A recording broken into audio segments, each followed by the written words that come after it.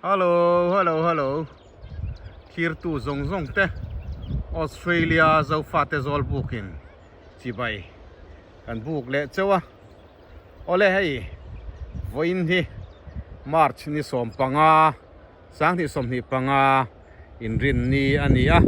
Ti chuan tuna hian Kangaroo Island na kan kala. Oh, sanawom. Mizo tong son sanawom huna.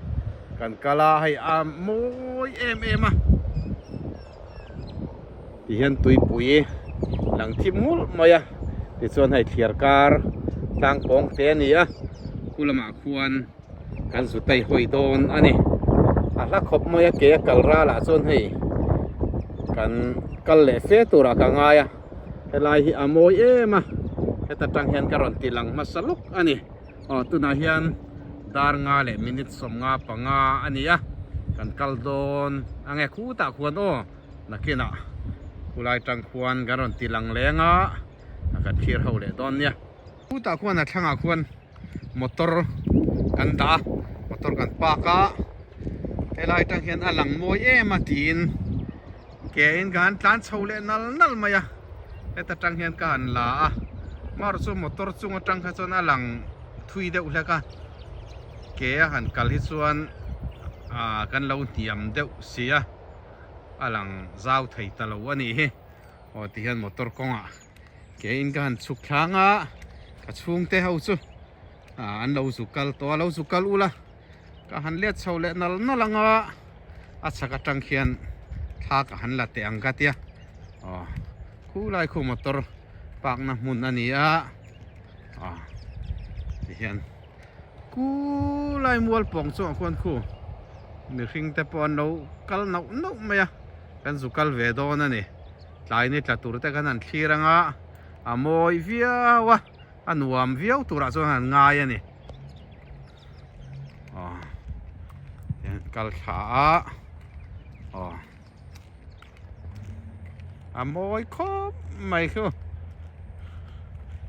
tlai ni tla tur kol a sen phut maya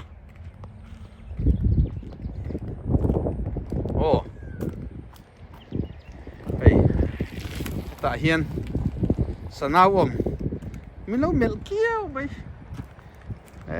hei an tu om rau lutok hian hei sanawom mizo tong chuan sanawom ani sa pen kangaroo an tia mizo chuan sanawom ani sa pau te po an lo chuk ve zela ti hian amoi khop mai ta khon khu ra le lam tlang mual alo langa tlai ni tlatur sen phut maya ten motor ron tlan chhomek te pon oma khu ta khon kho thang lam kol kila ni aliam dona ni tlatur kan thiranga thir kara ta Kangaroo Island atang hian ni tlatur kan thir don ni ei sanawom chuan tam viau tura chuan kan ngai tai kong sira te po hian an lo oma kan thir ho zel don ani he ta hian an lo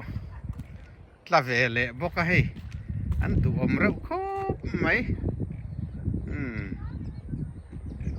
oi hiau maya